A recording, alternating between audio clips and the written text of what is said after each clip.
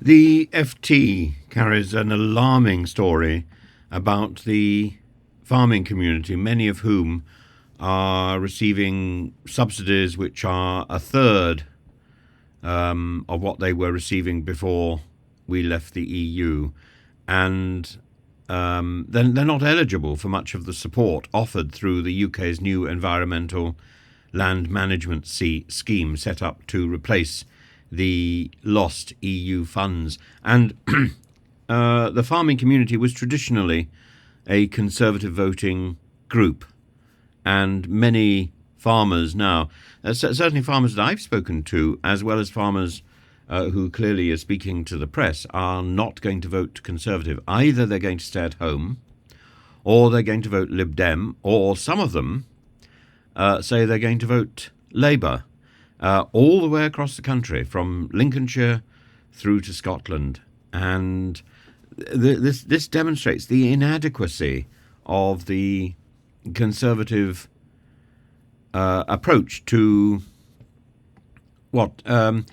to farming. 8,000 farming businesses have closed since 2019, and you know, that's an astonishing loss when the farming community, along with the fishing community, were cited as a reason for Brexit in the first place. I remember I was asked to do some adverts by one of the Leave campaigns, and one of the adverts was about a farmer and the other advert was about a fisherman. And I must say I very much enjoyed doing these adverts, but I felt increasingly uncertain that the claims being made, and I looked at the claims very carefully. When you're animating, you've got a lot of free time, or you've got a lot of time to think as you're drawing.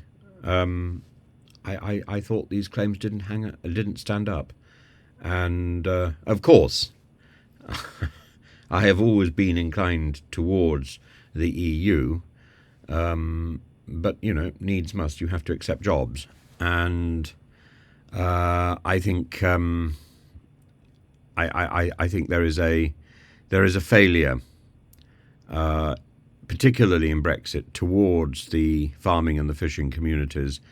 And Tom Bradshaw, for example, the NFU president, said it was deeply disappointing that there was no mention of an agricultural budget in the Labour manifesto. So it's not going to get any better.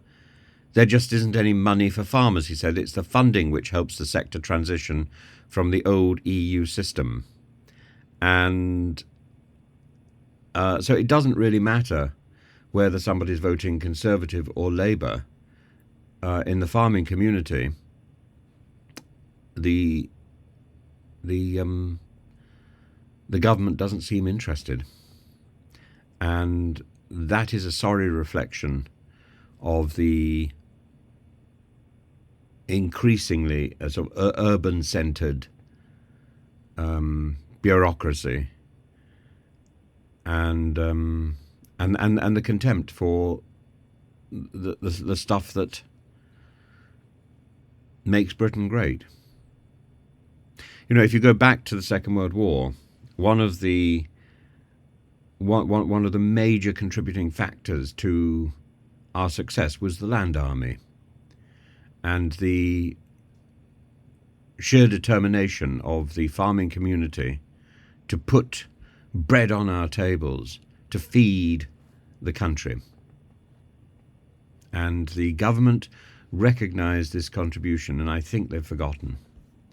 And that is a great sadness and a serious miscalculation by both the Conservative Party and the Labour Party.